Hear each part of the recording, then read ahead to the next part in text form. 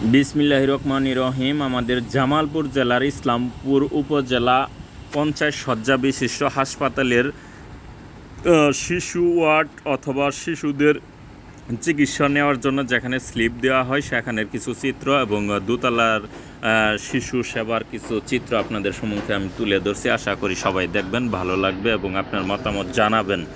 এই যে দেখতেছেন লম্বা সিরিয়াল, এখানে টিকিট নেওয়ার জন্য মানে 5 টাকা দিয়ে সরকারি নিয়ম অনুযায়ী যে একটা টিকিট নিতে হয়, টিকিট নেওয়ার জন্য সিরিয়াল ধরে বসে আছে অনেক লোকজন। এখানে কোনো রকম ফ্যানের ব্যবস্থা নাই, শুধু ওই যেখানে ডাক্তার স্লিপ দেয়, একজন মানুষ যে স্লিপ দেয় ওনার উপরেই একটা ফ্যান, আর কোনো রকমের ফ্যান নাই। প্রচুর পরিমাণে লোকজন হয় আমাদের হাসপাতালে।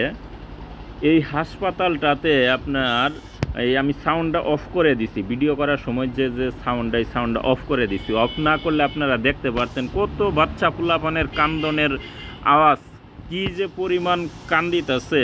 কারণ এমনিতেই বাচ্চা অসুস্থ, আর সেখানে এত পরিমাণে গরম যা বাচ্চার বাবা মাও থাকতে খুবই হিমশিম খেতে হয়, তবুও চিকিৎসার আশায় সেখানেই থাকতে হয়। কারণ এখানে কোনো উন্নত মানের বিধি ব্যবস্থা না থাকায় এই হাসপাতালেই আমাদের একমাত্র আশ্রয়স্থল। আমি দোতলায় ডাক্তার আজিজ আহমেদ যেখানে বসে সেখানের ওয়েটিং রুম সহ বারিন্দাটা দেখানোর চেষ্টা করছি। এই যে দেখতেছেন এখানে দেখবেন ওয়েটিং রুম আছে, আমি আপনাদের দেখাচ্ছি। এই যে একটা ওয়েটিং রুম, কিন্তু কোনো ফ্যানের ব্যবস্থা নেই, কোনো বিধি ব্যবস্থা নাই। এই গরম থেকে বাঁচার কোনো উপায় নেই। এখানে থাকতে হলে গরম আপনার 40-45 ডিগ্রি সেলসিয়াস তাপমাত্রার গরম নিয়েই থাকতে হয়।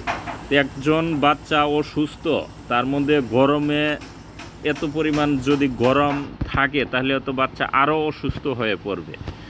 তাই আমি ইসলামপুর উপজেলা হাসপাতাল কর্তৃপক্ষ, সেই সঙ্গে ইসলামপুর উপজেলার ইসলামপুর থানার মাননীয় সংসদ সদস্য মন্ত্রী মহোদয় জনাব ফরিদুল হক খান দুলাল মহোদয়কেও আমি অনুরোধ করব আপনার দৃষ্টি যেন এই হাসপাতালের পরিবেশের উপর থাকে। এই যে আপনারা দেখতে পাচ্ছেন হাসপাতালের সামনে এই অসহ্য গরম সহ্য করতে না পায় কিছুক্ষণ পর এই যে সামনে কিছু বসার বেঞ্চ করা হয়েছে হাসপাতাল কর্তৃপক্ষের মাধ্যমে। যে দেখতে পাচ্ছেন ডালায়ের মাধ্যমে যে বসার বেঞ্চগুলা, এই বেঞ্চে কিছুক্ষণ পর মানে বসি রেস্ট নিয়ে আবার দৌড়ায় যাইতেছে, কারণ ডাক্তার কখন আসে, বসতে হবে, দেখাইতে হবে। সব মিলিয়ে ইসলামপুর হাসপাতালের পরিবেশটা মনে হয় না তেমন একটা ভালো। এই যে দেখতেছেন দুইজন মুরব্বী আসছে, এত পরিমাণে গরমের কারণে ঘামছে যা বলা বাহুল্য। তাই আমি সকলের ইসলামপুর উপজেলার স্বনামধন্য ব্যক্তি এবং ক্ষমতাসীন ব্যক্তি যারা আছেন তাদের প্রতি উদাত্ত আহ্বান রাখছি, আপনারা আপনাদের সুদৃষ্টি